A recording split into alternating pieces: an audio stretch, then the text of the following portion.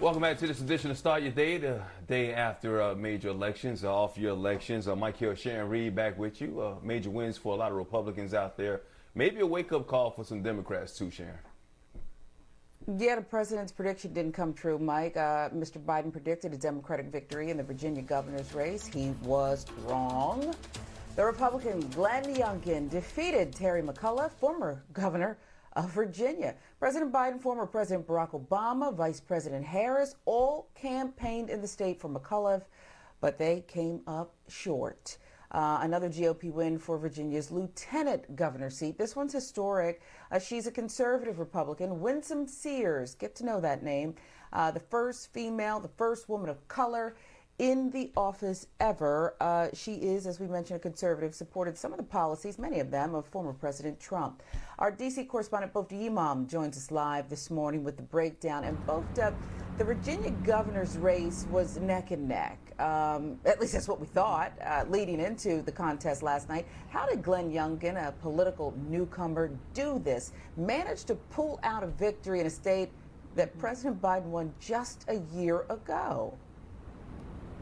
Well, Sharon, Youngkin managed to attract Trump's base with conservative values, talking about the big lie, aligning himself with some of the Trump philosophies, but straddled that line by not actually campaigning with Trump. So he was able to steer some independent, suburban voters who may have been on the fence, those who have maybe actually been turned off by some of Trump's divisive language in the past. He managed to pull them in. He also honed in on the economy and critical race theory.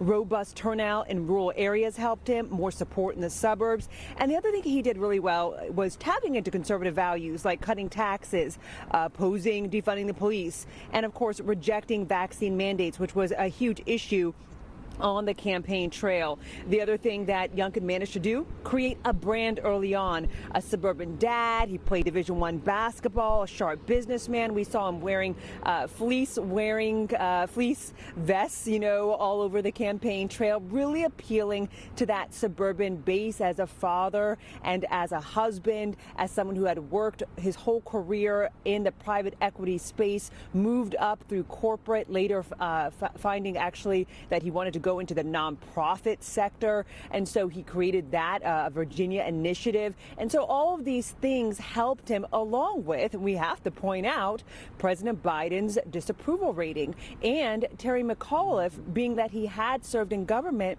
we know that Youngkin, played that card of saying, you know what, we work in real people time, not government time. And I'm paraphrasing here, but he was really pushing that message that I am not one of them, Sharon. Yeah, I want to make this point, too. It's good to know that we're talking about what a gentleman wears instead of just the ladies this morning in politics. But let's focus on this, Bofta. What do we know at this point about black turnout in Virginia?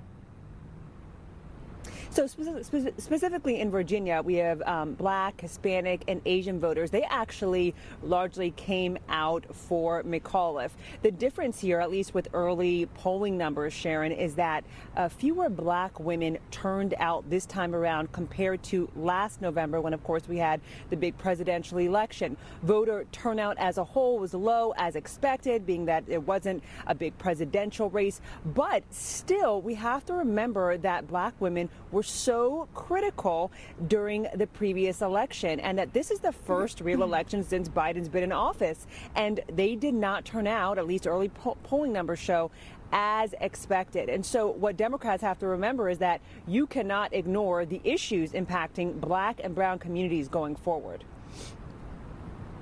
And I know from this Black woman to another, I don't have to tell you this: if you don't treat me right, Bofta, I'm leaving you. Okay? I'm leaving you. And before that, I'll stop paying attention to you. That appears to perhaps be what happened here in some of these closely watched contests. So much more to come. Bofta, the New Jersey governor's race, that is too close to call. We'll get into that as well. Bofta, thank you.